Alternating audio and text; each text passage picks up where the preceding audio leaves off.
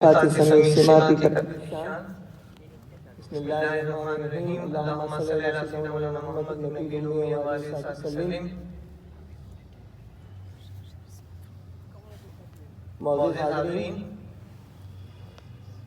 آج جو موضوع ہے وہ ہے اموال وقف کا مؤثر ترین استعمال، اور اس حوالے سے جو گفتگو کرنی ہے وہ پریزنٹیشن کی صورت میں ہے۔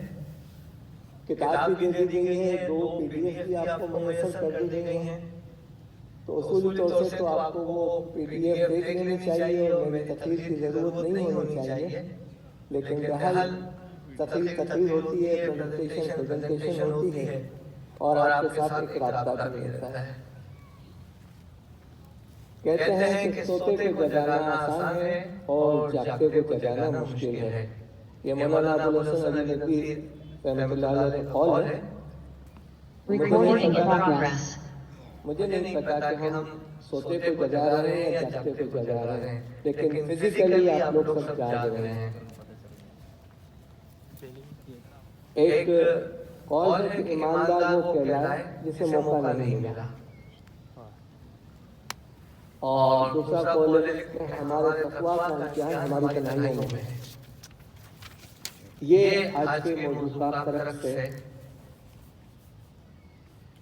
جامعۃ رشید و غزالی یونیورسٹی میں ہماری خواہش ہے کہ یہ موضوعات ہوں: ادارہ کا نظم و نسق، حسابداری و محاسبہ، فیڈرل بورڈ آف ریونیو کے لیے ریونیو ایشورنس کے لیے چھاپہ مار آڈیٹرز، چھوٹے کاروبار کے معاون ادارے، اور عوام کے لیے روزگار کی شاہراہ۔ ہم جو آج گفتگو کر رہے ہیں اس میں عنوان تو رکھا گیا ہے کہ اموال وقف، لیکن میرا زیادہ فوکس وہ ہوگا کہ پاکستان میں جو NGO سیکٹر ہے ان کے پاس جو مال کی صورت میں، ایسٹ کی صورت میں اور آمدنی کی صورت میں جو اموال جمع ہوتے ہیں اس پہ میں گفتگو کروں۔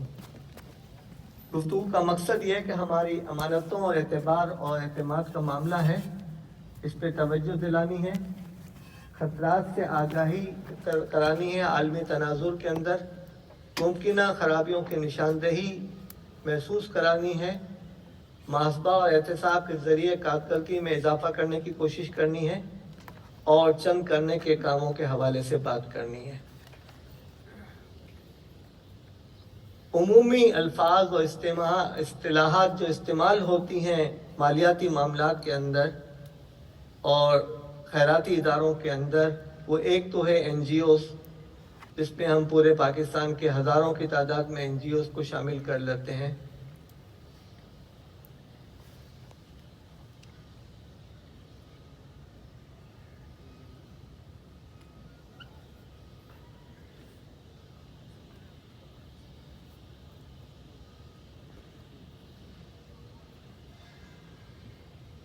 امدادی تنخواہیں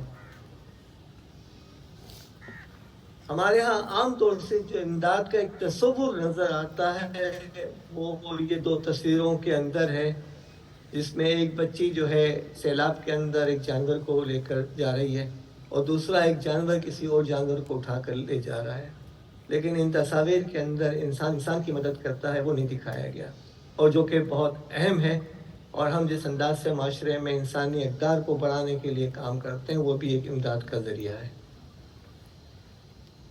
اب آپ لوگ جتنے بھی افراد ہیں وہ عربی پڑھنا جانتے ہیں، یہاں کچھ سیدھے ہاتھ پہ عربی میں کچھ لکھا ہوا ہے، اگر آپ پڑھیں تو آپ کی ذرا زور سے پڑھیں تو مجھے بھی کچھ آواز آئے۔ کوئی پڑھ رہا ہے؟ یہ کل ایک کارٹون کی صورت میں 3-4 دن پہلے ایک کارٹون کی صورت میں مجھے ملا تھا، اور اس کے اندر ایک میسیج ہے، اور یہ ہمارے ملک کی صورتحال بتا رہے ہیں۔ آپ پڑھ سکتے ہیں عربی کے اندر یا نہیں؟ ہاتھ اٹھا کر بتا دیں مجھے۔ تو اب ہم اسی حوالے سے اگلا تصویر دیکھتے ہیں، وہ یہ ہے کہ الٹے ہاتھ پہ تصویر ہے، ایڈ ایک روٹی کی صورت میں آ رہی ہے، पहले फर्द को जाकर दूसरे फर्द तक पहुंच रही है, दूसरे से तीसरे, तीसरे से चौथे, चौथे से पांचवें, और आखिर में जिस फर्द को मिल रही है वो रोटी का एक छोटा सा लुकमा या निवाला है। ये इमदाद हमारे मुल्क में आम तौर से इस अंदाज से मुस्तहिकीन को पहुंचती है। और दूसरी तरफ एड का एक कार्टून दिखाया गया है कि जिसमें एड जो है वो नलके की सूरत के अंदर एक बकेट के अंदर जा रही है और आगे आगे जाकर असल मुस्तहिक को इंजेक्शन के सूरत में चंद कतरे मिल रहे हैं।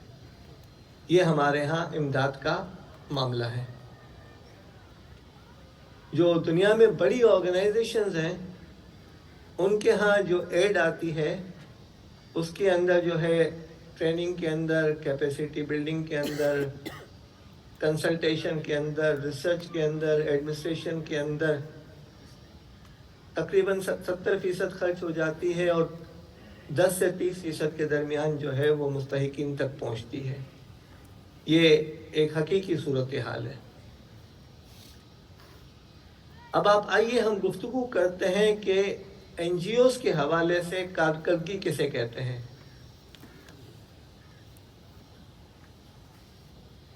देखें, आपको ये बाल्टी नज़र आ रही है, इसमें पानी जो है वो भरा हुआ है लेकिन लीक हो रहा है, और हमें इसी लीकेज पे मुख्तलिफ अंदाज से मुख्तलिफ अल्फाज में गुफ्तगू करनी है, और इसी लीकेज को हम करप्शन भी कहते हैं। याद रखिए, किसी भी जहाज़ में एक मामूली सा सुराख जो है, एक मामूली सा छेद या होल जो है, वो पूरे जहाज़ को डुबोने का बाइस बनता है। लिहाजा हमारे दीनी इदारों को इस वक्त जिन चैलेंजेस का मुकाबला है वो इसमें हिसाबदारी और मुहासबे का मामला है, जिसमें जितनी एहतियात रखी जाए और जितने सुराख नज़र आ रहे हैं या महसूस हो रहे हैं उनको बंद कर दिया जाए तो हमारे लिए उसमें बेहतरी है। और इस काम करने के लिए हमें जो है हिकमत अमली का तरीक़ाकार इख्तियार करना पड़ेगा और दुनिया से आगे निकलना पड़ेगा। और अभी चंद मिनट पहले जो एनर्जी ऑडिट और एनर्जी के हवाले से, सोलर सिस्टम के हवाले से बात की, इस मामले में जामियातुर रशीद जो है, मेरा ख़्याल है कि पाकिस्तान के दूसरे कई डेवलपमेंट सेक्टर से आगे है और ये बॉल की तरह आगे बढ़ गई है। और हिकमत के लिए हमें वही 6 सवाल करने हैं कि क्या, क्यों, कैसे, कब, कहाँ और कौन। ये 6 काफ हम पहले भी इस हवाले से गुफ्तगू कर चुके हैं। ये हिकमत के 6 सवाल आते हैं, हम भी किसी हद तक आज इस पे गुफ्तगू करेंगे।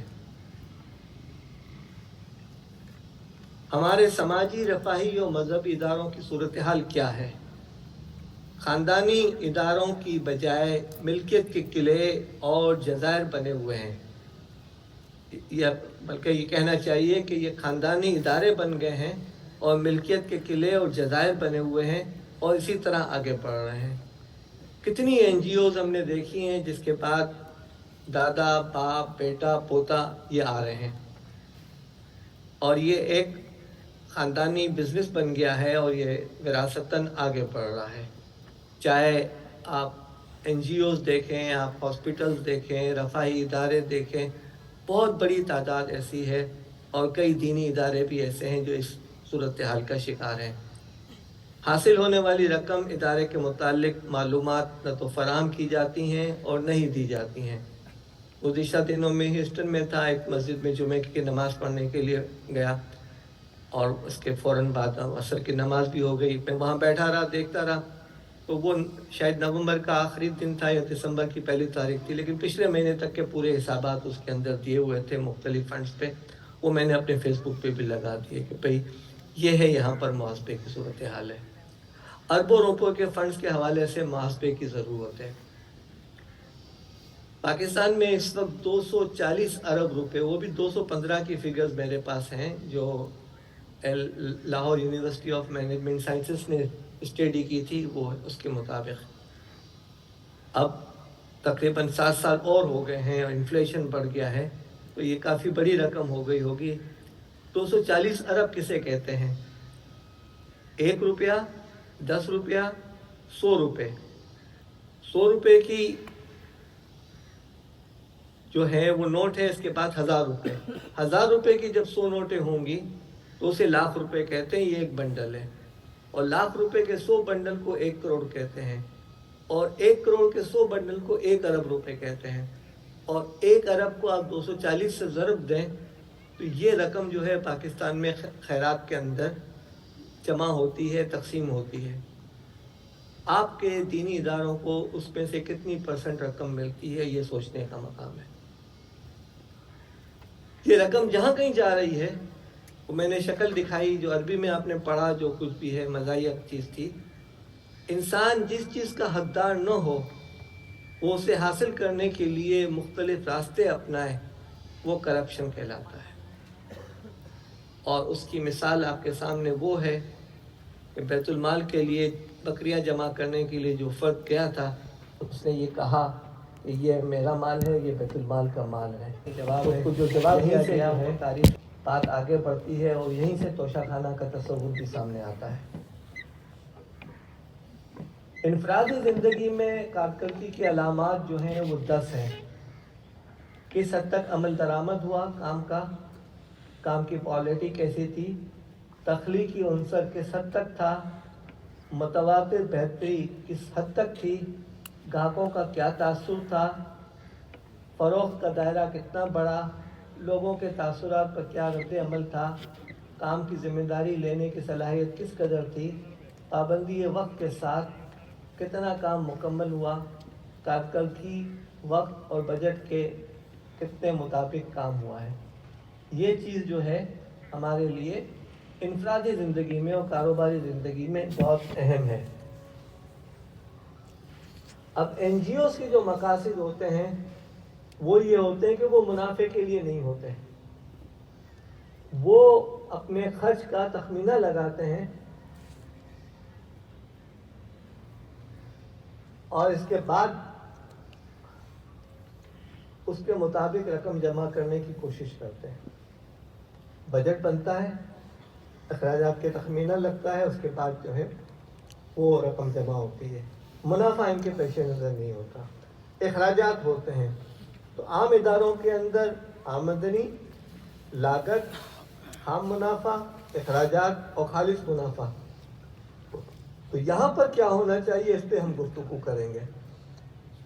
जो खिदमात मतलूब हैं वो अदा की गई हैं या नहीं हुई हैं, क्या इन खिदमात का मुस्तहिकीन को फ़ायदा हुआ है या नहीं हुआ है, फंडिंग जो की गई है उसका इम्पैक्ट क्या, इसका तासुर क्या है, और कारकर्दगी से कितनी तब्दीली आई है उस माशरे के अंदर।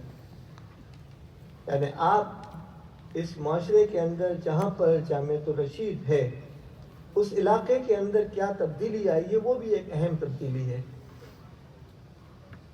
अब NGO से जो तवक्कुआत रखी जाती हैं वो ये हैं कि अमवाल को कितनी एहतियात के साथ रखा गया है, यानी जो आप लोगों ने आपको माल या एसेट्स दिए हुए हैं वो कितनी एहतियात के साथ रखे गए हैं, और अखराजात उस पर हिदायत हुए हैं या नहीं हुए हैं। जो फंडिंग की गई है इसने अपने मकासद पूरे किए या नहीं किए हैं, और अक़दार के साथ असरात मुरतब हुए हैं या नहीं हुए हैं। कम लागत में आला क्वालिटी का काम हुआ है या नहीं हुआ है, जो काम करना है वही हुआ है या यहाँ वहाँ के काम हो गए हैं। जो तब्दीली आई है अखराजात की वजह से, क्या वही तब्दीली मतलूब थी या कुछ और मतलूब थी। तंजीम और इदारे में काम करने की सलाहियत मौजूद है, यानी कैपेसिटी है, गुंजाइश है, ये क्वांटिटेटिव एस्पेक्ट है। क़यादत में काम करने की काबिलियत मौजूद है, यानी ये क्वालिटेटिव चीज़ है, क्या उसके अंदर कैपेबिलिटी है या नहीं है, और मुहासबे का अमल जारी है या नहीं है, यानी हिसाबात किताबात जो चीज़ें आ रही हैं माहाना तरीक़े से मुकम्मल होते हैं और लोगों के सामने पेश किए जाते हैं या नहीं किए जाते हैं। अब कैपेसिटी के बारे में यह है कि गुंजाइश, यानी आपके पास एक ट्रक है माल रखने के लिए, उसमें इतनी गुंजाइश है, लेकिन क्या ट्रक के इंजन के अंदर वो सलाहियत है कि इतने बड़े वज़न को ले जा सके नहीं ले जा सके। तो कैपेसिटी एक क्वांटिटेटिव चीज़ है और कैपेबिलिटी एक क्वालिटेटिव चीज़ है। NGOs की जो परफॉर्मेंस है वो उसके कंट्रीब्यूशन की सूरत में सामने आती है, और इसके लिए आजकल के दौर के अंदर 3 ई इस्तेमाल होते हैं, अंग्रेज़ी के 3 ई। हमने कोशिश की है कि उसको उर्दू में काफ में कन्वर्ट करें, जो इतने करीब नहीं हैं लेकिन करीब करीब ज़रूर हैं। पहली चीज़ है इकोनॉमी, कम लागत के अंदर काम करना, जिसको हम उर्दू में किफ़ायत कह सकते हैं। दूसरी चीज़ एफिशिएंसी है, मुस्तैदी है, यानी वसाइल का बेहतर तरीके से इस्तेमाल। और तीसरी चीज़ ये है कि वसाइल का बामकसद तरीके से इस्तेमाल।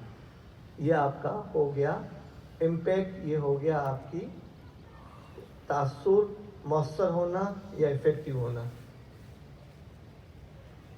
इसकी दूसरी डेफिनेशन ऐसे होती है कि एक पहला ई जो है, मनी स्पेंट लेस, अखराजात कम हुए, तसरुफात नहीं हुए, अखराजात हुए हैं और हस्ब ज़रूरत हुए हैं, किफ़ायत के साथ हुए हैं। स्पेंडिंग वेल, अखराजात का बेहतर इस्तेमाल हुआ है, एहसन अंदाज में खर्च हुए हैं। स्पेंडिंग वाइजली, अखराजात हिकमत के साथ हुए हैं और जो इनका हक था उसके मुताबिक हुए हैं, ज़्यादा नहीं हुए हैं, तायुशात नहीं हुए हैं। तो ये 3 चीज़ें जो है आपके लिए मुहासबे के लिए बहुत अहम है। चाहे आपको कोई माल दे, आपको पैसा दे, आपको फंडिंग करे, आपके माहाना बजट को मीट करें, money spent well, money spent less, spending well और स्पेंडिंग वाइजली, किफ़ायत के साथ, एहसन अंदाज में और कमा हक़ हो। अब जो पहला ई है वो है किफ़ायत, यानी जो आपके पास वसाइल आए हैं, जो आपने वसाइल ख़रीदे हैं, वसाइल पे जो लागत आ रही है उसके अंदर आपने किफ़ायत की है या नहीं की है, और क्या वो सही क्वालिटी के थे भी या नहीं थे, और मुनासिब वक्त और लागत के साथ आपके कब्ज़े में आ गए या नहीं आ गए। दूसरा ई वो है एफिशिएंसी, यानी इंसानी वसाइल, मालियाती वसाइल, फ़िज़िकल वसाइल का बेहतरीन इस्तेमाल आपने किया है या नहीं किया है, इसकी बेहतरीन इफ़ादियत आई है, यानी जो नताइज आए हैं वो इनपुट से मुताबिकत रखते हैं, जितना आपने इन्वेस्टमेंट किया था इसके मुताबिक चीज़ें सामने आ गई हैं, और जो इनपुट जो है उसका और आउटपुट का तनासुब जो है वो मुनासिब है या नहीं है। जैसे आप ये समझते हैं कि 1 लीटर दूध के अंदर इतनी चाय बननी चाहिए, एक वो चाहिए जिसमें पानी मिला हुआ होता है, एक वो चाहिए जो दूध पत्ती होती है। तो इनपुट आउटपुट की आप रिकन्सिलेशन सोचते हैं। फिर जो तीसरा ई है जिसको हम इफ़ेक्टिवनेस कहते हैं, मौसर कहते हैं, वो ये है कि आपके अखराजात से मकासद का हुसूल हुआ है या नहीं हुआ है, हिकमत अमली का मकासद के हुसूल के साथ कोई ताल्लुक़ था या नहीं था, और आपकी पॉलिसी के मुताबिक अखराजात हुए हैं या नहीं हुए हैं, यानी जिस मकसद के लिए बजट मख्तस किए गए थे।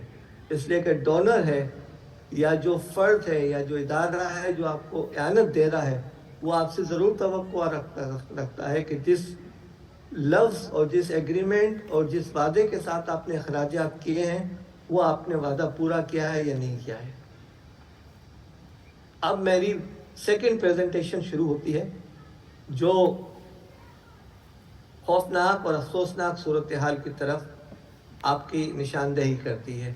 मेरा काम यह है कि मैं आप लोगों को ज़रा सा बता दूं कि क्या सूरत हाल है, और मैंने बहुत सारी तफसीलात इस वक्त मुनक़ते कर दी हैं, डिलीट कर दी हैं इसके अंदर, चूँकि वो किताबों की सूरत में मौजूद हैं। आपको एक किताब फ़िज़िकली दी जा रही है और वही किताब आपको PDF की सूरत में दी जा रही है। दूसरी किताब आपको जो है दी जा रही है खैरात में ख़यानत के नाम से। जो किताब खैरात में ख़यानत है वो समझ लें कि अब जो प्रेजेंटेशन मैं पेश कर रहा हूँ वो उसके साथ वाबस्ता है। हमारे यहाँ जो दुनिया भर में चैरिटी के नाम से अरबों डॉलर्स की आमद व रफ्त होती है, और आम तौर से जो है ये इदारे हाईजैक हो जाते हैं। इनके अंदर कहते हैं कुछ मखसूस लोगों का कब्जा हो जाता है, या कुछ मखसूस ख़ानदानों का कब्जा हो जाता है, या एक मखसूस ग्रोह है जो चलता रहता है, उसके अंदर जो है ख़ानदान का ख़ानदान आगे बढ़ते रहते हैं, और इसे हम कहते हैं कि ये हाईजैक हो जाते हैं। उमूमी तौर पे ये इदारे ख़ानदान की नस्लों में क़यादत को मुंतकिल करते हैं और दीगर अहल अफराद को ये रोल नहीं देते। ये मजमूई तौर से जो NGO सेक्टर पाकिस्तान का है और दुनिया भर में यह मसला होता है। मजहबी इदारे नस्ल दर नस्ल ख़ानदानी और मौरूसियत के साथ चलते हैं। चूँकि इदारों पर एतमाद किया जाता है, लिहाजा इनके मुहासबे और ऑडिट की ज़रूरत भी महसूस नहीं होती। लोग मुतालबा भी नहीं करते, बस सिर्फ भरोसा ही किया जाता है। इन इदारों में अगर खुद बुर्द हो जाए तो बाखबर अफराद को रास्ते से हटा दिया जाता है, और यह भी होता है कि इस खुद बुर्द को मंजर आम पर नहीं लाया जाता। बाज़ इदारे महज अपनी ज़िंदगी के अरमान पूरे करने के लिए बनाए जाते हैं। बाज़ अफराद ये इदारे कायम करके ऐसे अपने वजूद की बका, अपनी शोहरत, अपनी तनख्वाह और अपने सियासी मफादात हासिल करने और अलाइड सोसाइटी में रहने और जाने का ज़रिया बनाते हैं, और बाज़ लोग अपनी दीगर ज़बानों की महारत के बाइस इससे गैर मुल्की मफादात भी हासिल करते हैं। आम तौर से इन इदारों से वाबस्ता अफराद यानी मुलाजिमीन की तनख्वाहें मार्केट के मुरवजा स्केल से कम होती हैं, और बाज़ मकामात पर इस्तेहसाल की हद तक मामला चला जाता है। इन इदारों का काम हकदार को हक पहुँचाना होता है, लिहाजा ये एक अमानत है और ज़िम्मेदारी भी है। ये ज़िम्मेदारी किस हद तक पूरी होती है, इस सिलसिले में बाकायदा मुहासबे की ज़रूरत है, मगर हमारे मुल्क में ये रिवायत इतनी आम नहीं है। अब आप आइए फ़ंड्स और इमदाद और ताउन के हवाले से जो पैसा आता है, उस हवाले से जो खदशात हैं, उस पर हम गुफ्तगू करते हैं। मैंने आपको पहले ही बता दिया कि 240 अरब रुपए जो है 2015 के आदाद शुमार के मुताबिक पाकिस्तान में ज़कात का या खैरात का तसर्रुफ़ है।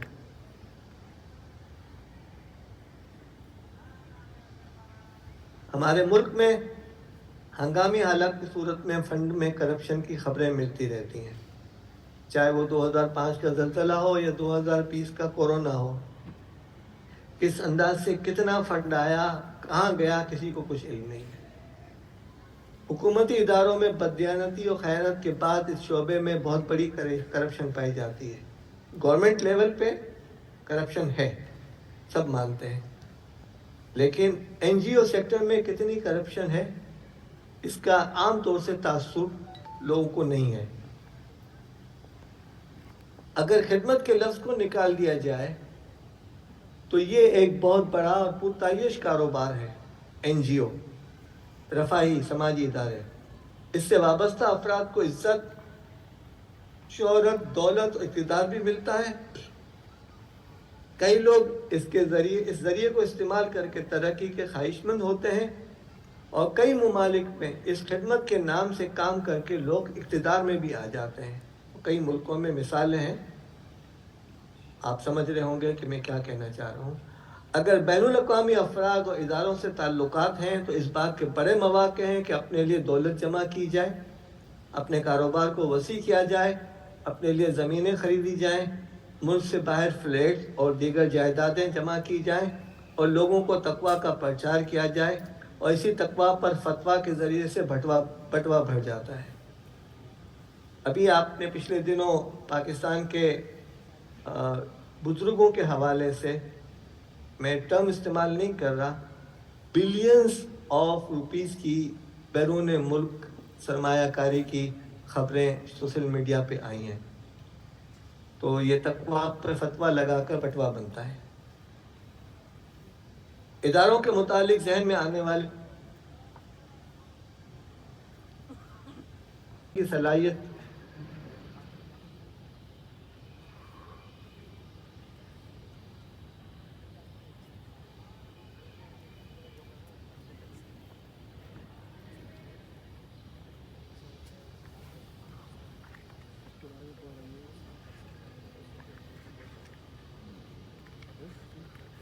किसी फजाई हादसे का तो शिकार नहीं हो जाती।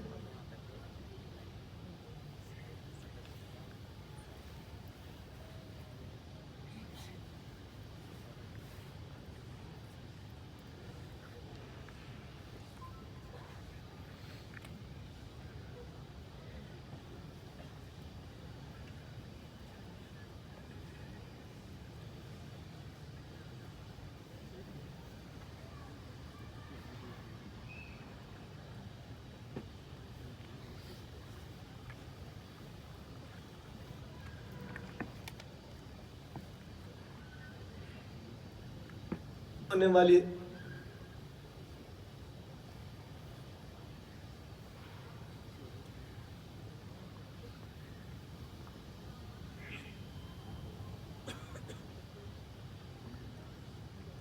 लिया या तो किया जाता है।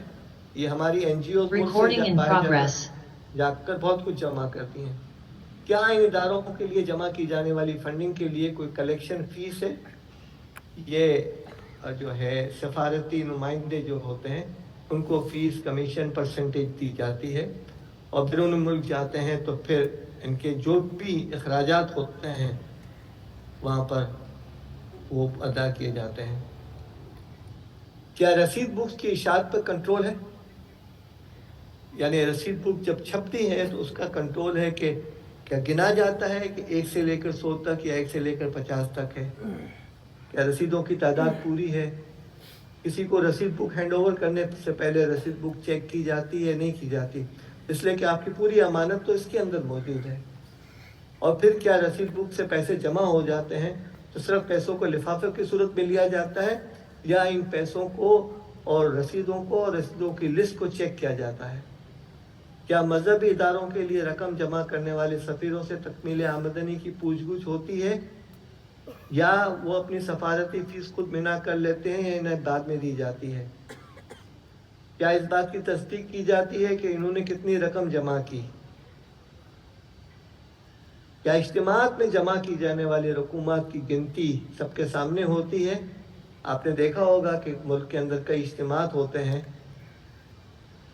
मज़ारात होते हैं, उर्स होते हैं, उसके अंदर जो रकूमात जमा की जाती हैं उसमें क्या इसका हिसाब रखा जाता है? क्या इनकी सालाना आमदनी का हिसाब और इसके अखराजात का कोई रिकॉर्ड मौजूद है? रमज़ानुल मुबारक में दी जाने वाली ज़कात की रकम आपके सामने नोट की जाती है या वसूल कुनंदा अपने जेब में डाल रहा होता है? इस रकम का मुहासबा कैसे होगा? रसीदें कैसे बनेंगी? रकम रिकॉर्ड पर कैसे आएगी?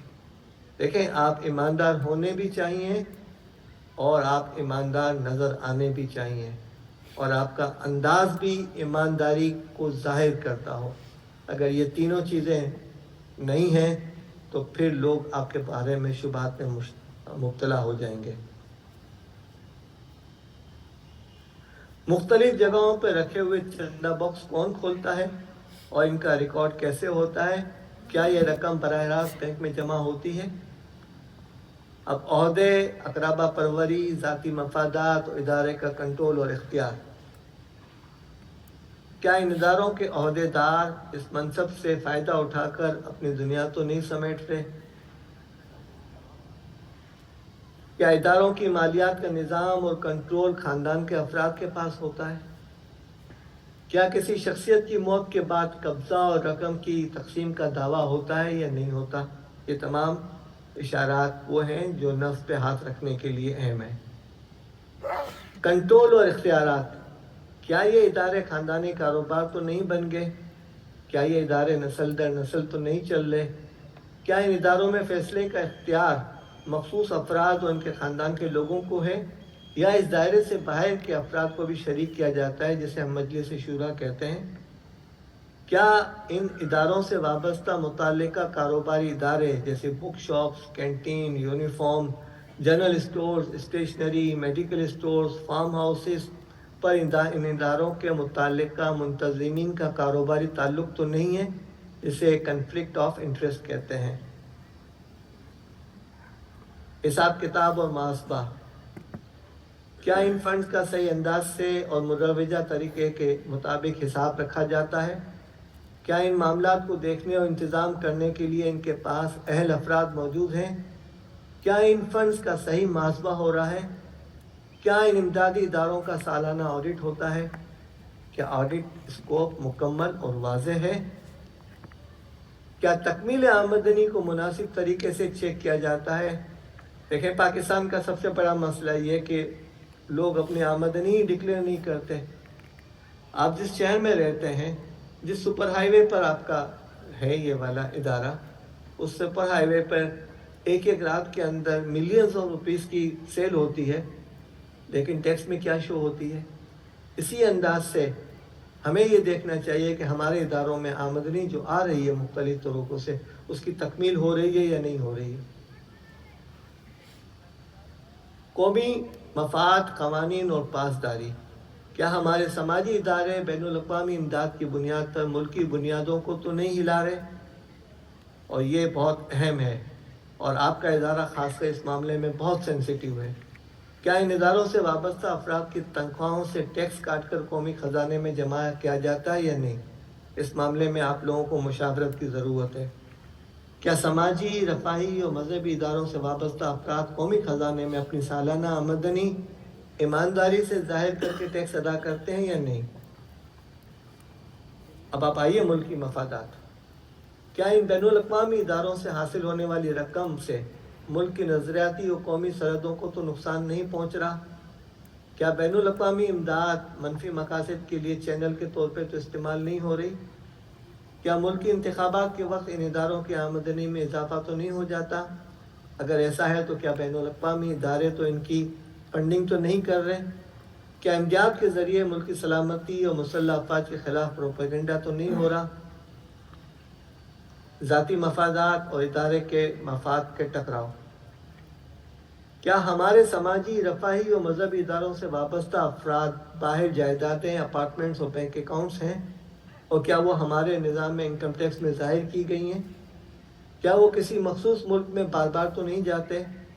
کیا انہوں نے خدمت مذہب اور دین کی وابستگی کے تعلق سے اپنے لیے کوئی مشاورتی ادارے تو قائم نہیں کر لیے؟ کیا ان اداروں کے سرکردہ افراد اس بات کو ڈکلیئر کرتے ہیں کہ ان کے متعلقہ اداروں سے مفاد کا کوئی ٹکراؤ ہے یا نہیں ہے؟ کیا ان اداروں سے وابستہ افراد کو مخصوص طبقات کی جانب سے انعامات اور عطیات تو نہیں دیے جا رہے؟ کیا ان افراد کے اثاثہ جات ان کی ظاہر شدہ اور معروف آمدنی سے مطابقت رکھتے ہیں؟ کیا ان اداروں سے وابستہ افراد کے ہاں تقاریب پہ خرچ ہونے والی رقم ان کی آمدنی سے کوئی نسبت رکھتی ہے، یا کسی فنڈنگ کا نتیجہ ہے، یا کوئی اور معاملہ ہے؟ کیا ان کے بچوں کی تقریبات کی فنڈنگ کوئی اور تو نہیں کر رہا؟ اب ذاتی مفادات کیسے حاصل کیے جاتے ہیں اور مفادات کا ٹکراؤ اور آزمائش کیسے ہوتی ہے؟ یہ 24 سلائیڈ تھیں جس کو میں نے ہائڈ کر دیا ہے، آپ کے سامنے نہیں پیش کر رہا اس لیے کہ بہت لوگ پریشان ہو جائیں گے، لیکن چونکہ یہ پریزنٹیشن آپ کو دی جا رہی ہے اور خیرات میں خیانت کے نام سے کتابچے کے اندر پوری تفصیل موجود ہے، تو آپ وقت نکال کے پڑھ لیجئے گا۔ دیکھیں، اجتماعی ادارتی مفاد ہے جس کے لیے آپ سب کچھ کر رہے ہیں، اور ایک ذاتی مفاد آ جاتا ہے۔ بعض افراد اس سے ذاتی فائدہ حاصل کرتے ہیں۔ جب ادارے سے وابستہ کوئی فرد ذاتی فائدہ حاصل کرتا ہے تو لازمی طور سے ادارے کے نقصان ہی سے وہ فائدہ پہنچتا ہے، اور چند مثالیں جو ہم نے دی ہیں جس کو میں نے ابھی ہائڈ کر دیا ہے۔ اب 14ویں آئٹم کی طرف آئیے، معاوضہ۔ کیا ہمارے ان اداروں سے وابستہ افراد کو اتنا معاوضہ ملتا ہے کہ وہ اپنی معیشت کے تقاضے پورا کر سکیں؟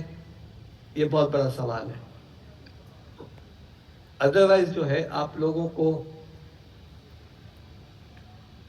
یا تو کرپشن کے موقع دیتے ہیں، ہم این جی او کی بات کر رہے ہیں، یا پھر وہ کام میں کوتاہی کا موقع دیتے ہیں۔ جہاں گھریلو اخراجات اور ادارے سے آنے والی تنخواہ میں تفاوت ہوگا، لوگ اپنی معیشت کے تفاوت اور گیپ کو پورا کرنے کے لیے مختلف طریقے اختیار کریں گے۔ ہمارے سماجی، رفاہی اور مذہبی اداروں کا سب سے بڑا مسئلہ یہ ہے کہ ان کی تنخواہیں مارکیٹ ریٹ سے بہت کم ہیں، جنہیں بہتر کرنے کی ضرورت ہے۔ عموماً یہ افراد دوسروں کی امداد پر چل رہے ہوتے ہیں اور نتیجتاً وہ حق بات کہنے میں مشکل محسوس کرتے ہیں۔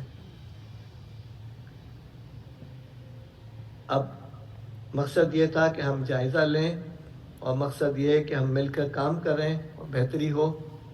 کرنے کے کام یہ ہے کہ انتظام و انصرام پر ہم کام کریں، دستور اور طریقہ کار بنائیں، بورڈ اور شورا کا قیام کریں، ریکارڈنگ اور رپورٹنگ کریں، باقاعدہ محاسبہ کریں، تنخواہیں بہتر بنائیں، مفادات کے ٹکراؤ سے اجتناب کریں، ذاتی ملکیت کے تصور سے دوری اختیار کریں، یعنی ذاتی مفاد، اختیارات میں غیر خاندان اور غیر گروپ کی شرکت کریں، اور تسلسل بذریعہ خلافت عامہ کرنے کی کوشش کریں.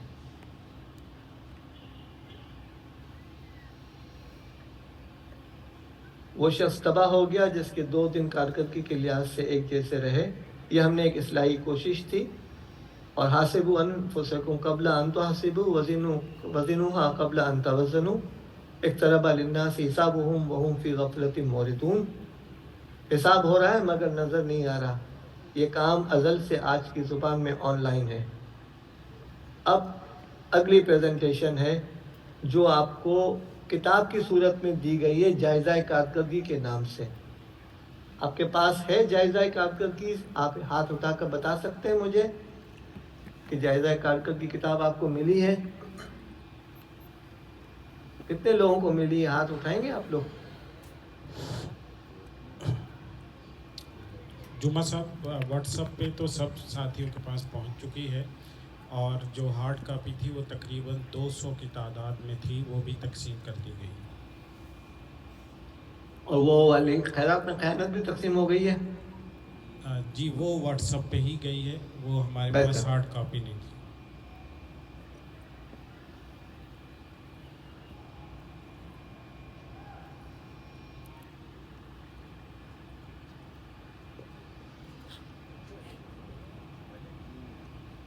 اتنا ٹائم باقی ہے ابھی؟ 15 منٹ. چلے وہ ہو جائے گا انشاءاللہ. دیکھیں اس کے اندر 50 سلائیڈ ہیں، لیکن میں کچھ 10 سلائیڈ پہ فوکس کروں گا. اس کتاب کے آخر میں یعنی جائزہ کارکردگی کے آخر میں 3 چیک لسٹیں دی گئی ہیں.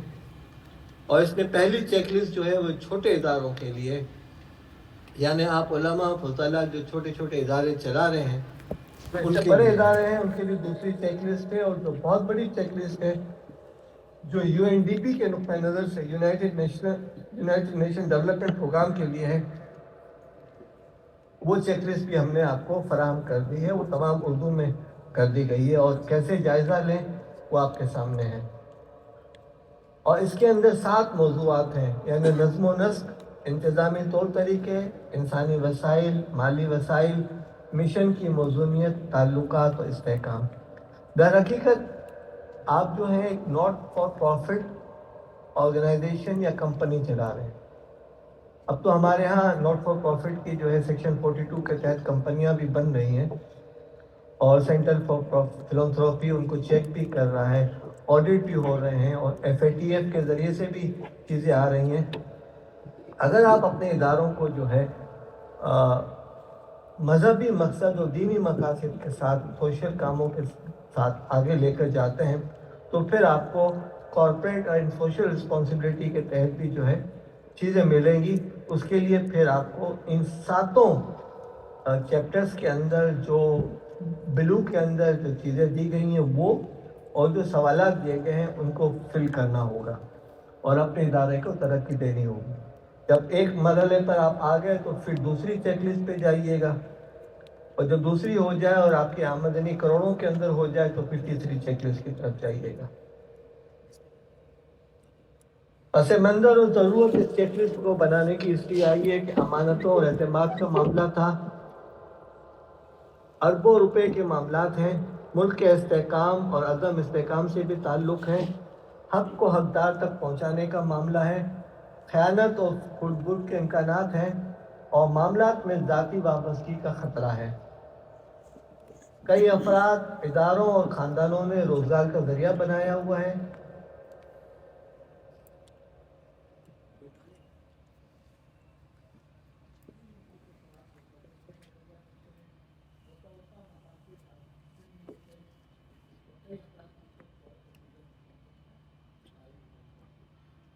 یہ باتیں میں ایک وسیع تناظر کے اندر پیش کر رہا ہوں کہ یہ اس سیکٹر کے اندر یہ کچھ ہو رہا ہے، اور اس 240 بلین روپیز میں سے دینی مدارس کو کتنی رقم ملتی ہے وہ ذرا آپ سوچیں تو پھر اس کا خیال آئے گا۔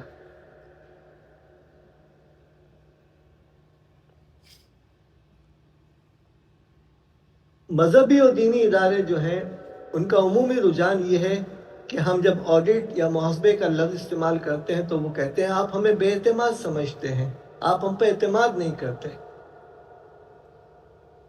جبکہ ہمارے دین میں کھانے پینے کی چیزوں کے رات کے وقت ڈھانک کر سونے کی ترغیب ہے۔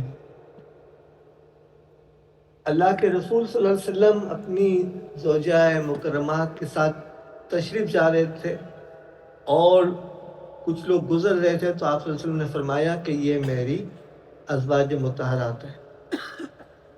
پھر وہ لوگوں نے کہا کہ یا رسول اللہ آپ یہ بات کہہ رہے ہیں، تو پھر وہ جو شیطان جو گھومتا ہے وہ والی بات کہی گئی۔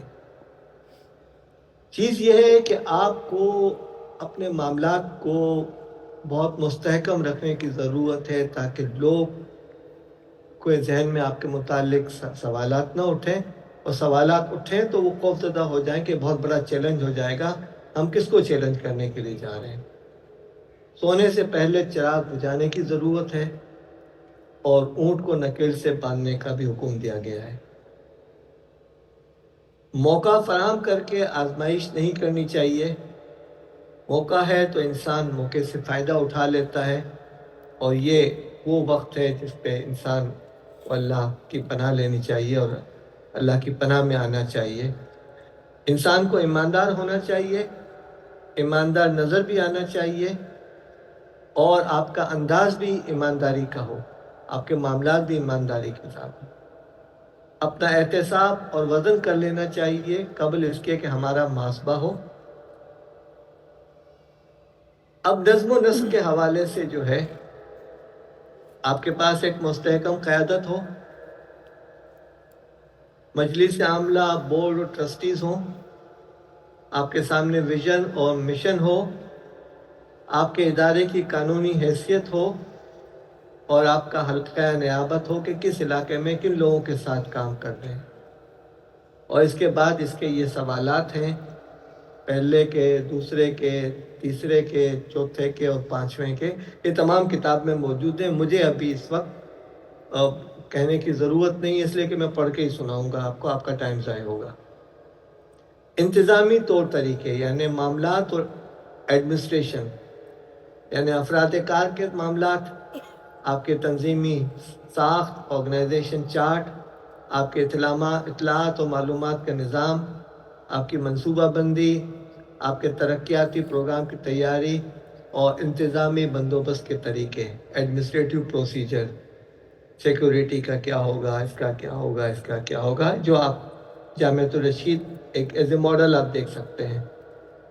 اور پھر اس کے بعد یہ آئٹم نمبر 2 کے جو ہیں ہر ایک کے حصے کے سوالات ہیں، 4 5 انسانی وسائل، ہیومن ریسورسز، عملے کے افراد کار کتنے ہیں، انسانی وسائل کی ترقی کے لیے کیا کام کرنا ہے، نگرانی کے طور طریقے کیا ہوں گے، ویرائٹی اور روٹیشن کے معاملات کیا ہوں گے، تنخواہیں اور مراعات کا کیا سلسلہ رہے گا۔ پھر اس کے بھی آپ کے ہر ایک کے سوالات ہیں جس کو آپ کو جواب دینے ہیں، اور آپ خود کبھی اپنے ادارے میں ان سوالات کے جوابات کے آگے نشانات لگائیں گے تو آپ کو نظر آئے گا۔ آپ کو اس بات کا اختیار ہے کہ جو کتابیں آپ کو PDF کی صورت میں دی گئی ہیں ان کو آپ پرنٹ فوٹو کاپیئر کے پرنٹ کے ساتھ کروا لیں اور اپنے لیے استعمال کریں۔ مالی وسائل، کیا بجٹ بنتا ہے سالانہ، ماہانہ، سہ ماہی، رمضان کے حوالے سے، اسپیشل ایونٹ کے حوالے سے، آج کا جو پروگرام ہو رہا ہے اس پہ لوگوں نے لازماً بجٹ بنایا ہوگا، تیاری کی ہوگی۔ حساب داری، حساب کتاب رکھنا، حساب میں آپ جو ہے انگریزی کا اباؤ یاد رکھیں، ABOVE۔ اے کا مطلب یہ ہے کہ अथॉरिटी है जो ये कर रहा है, उसने अप्रूव किया है या नहीं किया? ए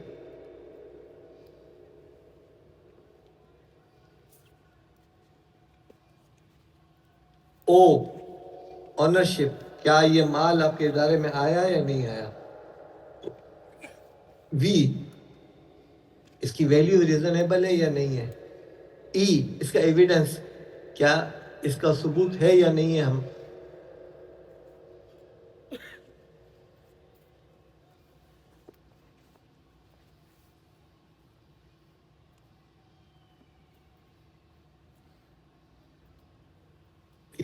होनी चाहिए। और याद रखें कि अगर आप अपनी मालियाती रिपोर्ट महानत तरीके से मंजर आम पर ले आए, जुमे के दिन जो पैसे जमा हुए हैं चंदे की सूरत में, उसको सबसे सामने चेक किया, साइन करवाए और दूसरे दिन बैंक में जमा करा दिया, आपका ईमानदारी का जो परसेप्शन है वो ऑटोमेटिकली बढ़ जाएगा।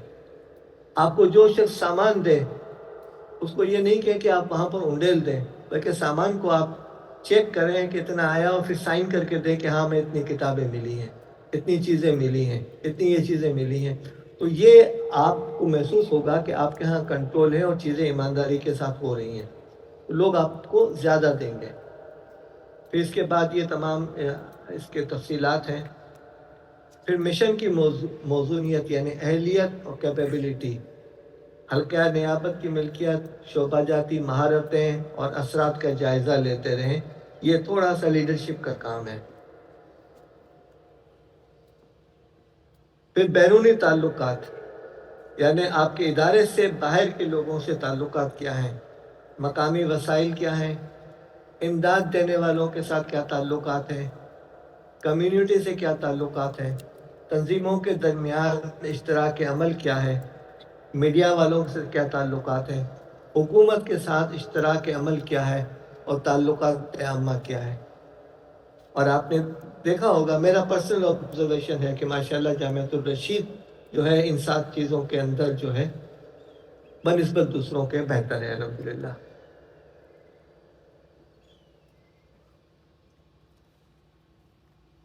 अब 7वीं चीज़, वसाइल की बुनियाद का इस्तेहकाम, यानी आपको जो भी इदारे के अखराजात हैं, क्या आपने इंडोमेंट फ़ंड बना लिए हैं, इतनी प्रॉपर्टी बना ली हैं, इतनी ज़राए आमदनी बना लें, इतने डोनर्स बना लिए हैं कि फिर आपके आइंदा चंद सालों तक के लिए कोई मसला नहीं हो। मंसूबे फ़वाइद का इस्तेहकाम, तंजीम इस्तेहकाम और मालियाती इस्तेहकाम, इसलिए कि आप किसी से लोन ले तो नहीं जा सकते हैं। लाजमन आपको अपनी ईमानदारी और रिपोर्टिंग के ज़रिए से ही लोगों में एतमाद पैदा करना होगा, और जब एक बार एतमाद आ गया तो फिर लोग आपको रकम देते रहेंगे, और अल्हम्दुलिल्लाह रकम है इस मुल्क के अंदर।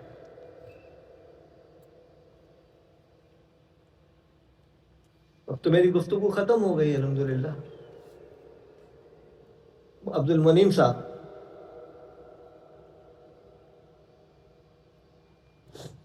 जी जुमा साहब, आपके पास अभी 5 मिनट है।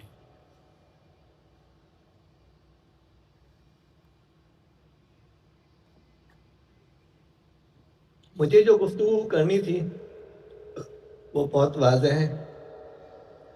मैंने ज़ाती मफादात वाले चैप्टर को जो है वो कैसे हासिल किए जाते हैं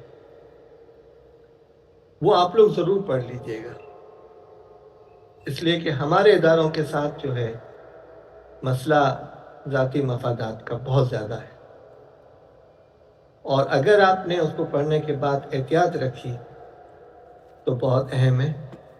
नंबर 2 ये है कि आप अल्हम्दुलिल्लाह ईमानदार हैं, लेकिन आपके मामलात, आपका अंदाज़, आपके तरीक़ेकार भी ईमानदारी की नुमाइंदगी कर रहे हैं, तो ऐसी सूरत हाल के अंदर आपके लिए एतमाद बढ़ेगा। तीसरी जो चीज़ है वो ये है कि आपके हिसाबात जो हैं वो रेगुलरली हों। ठीक है, आप अपनी वेबसाइट पे नहीं दे सकेंगे, मुश्किल होता है। कराची में रहते हुए कई इदारों को चैलेंजेस हुए हैं, आप वेबसाइट पे नहीं दें, लेकिन आप अपने डोनर्स को जो है वो हिसाबात ज़रूर भेजें। چاہے وہ PDF کی صورت میں ہو، معنی ہو. اور پھر آپ اس بات کی بھی کوشش کریں کہ اپنے اداروں کے اندر اپنے طلباء کی کفالت جو ہے وہ ان افراد سے کروائیں. یعنی ایک فرد نے کہا میں 100 بچوں کی 5 سال تک کفالت کروں گا، ٹھیک ہے، تو پھر آپ اس حد تک 5 سال تک ان 100 بچوں کی کفالت کے ڈونر مل گئے آپ کو. اور پھر ان بچوں کی رپورٹ آپ باقاعدگی سے ان کو دیتے رہیں اپنے کفیلوں کو، تو پھر اس صورتحال کے اندر اعتماد کا معاملہ بڑھتا رہے گا. اور آپ پوری کوشش کریں کہ اپنے اداروں کے اندر جو ہے لوگوں کو ہنر سکھائیں. نامعلوم میں غزالی یونیورسٹی کے حوالے سے کیوں خواب دیکھ رہا ہوں کہ یہاں پر ایک سبجیکٹ ہوگا اور جس کا عنوان ہوگا ریونیو ایشورنس، یعنی تکمیل آمدنی.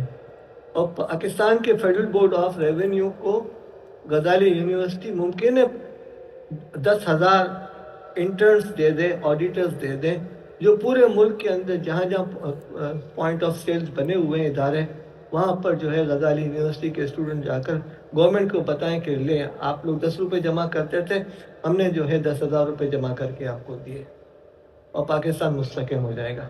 لیکن یہ ایسی تصوراتی خواب ہے، ممکن ہے آپ لوگ پورا کریں اس کو، ممکن ہے آپ لوگ آگے لے جائیں، لیکن ملک کی معیشت کے اندر بھی اس یونیورسٹی کا بہت بڑا کردار ہو سکتا ہے. ہاں دینی معاملات ہی کے لیے وہ بنی ہے، لیکن اس میں بھی ہنر کے حوالے سے، معیشت کے حوالے سے اس کی ضرورت ہے. میرا خیال ہے کہ اب میری بات مکمل ہو گئی، 5 منٹ پورے ہو گئے.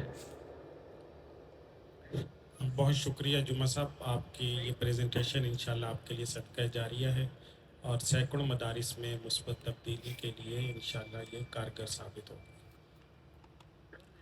اچھا، اب میں یہ کرتا ہوں عبد المنیم صاحب کو انشاءاللہ آدھے گھنٹے کے اندر اس پریزنٹیشن میں جتنی بھی میں نے سلائڈ ہائڈ کی تھیں، کل 150 سلائڈ تھیں، اس میں سے میرا خیال ہے کہ 70 کے قریب ہائڈ کی ہوئی تھیں، وہ میں اوپن کر کے اس کی PDF بنا کر آپ کو بھیج دیتا ہوں اور پھر آپ لوگوں میں تقسیم کر دیجئے. ان لوگوں کو ذرا انجوائے کرنے کا موقع دیجیے گا کارٹونز کے ذریعے سے. ٹھیک ہے جی، بہت شکریہ جی، جزاکم اللہ. اوکے، اللہ حافظ انشاءاللہ. اللہ حافظ. السلام علیکم. السلام.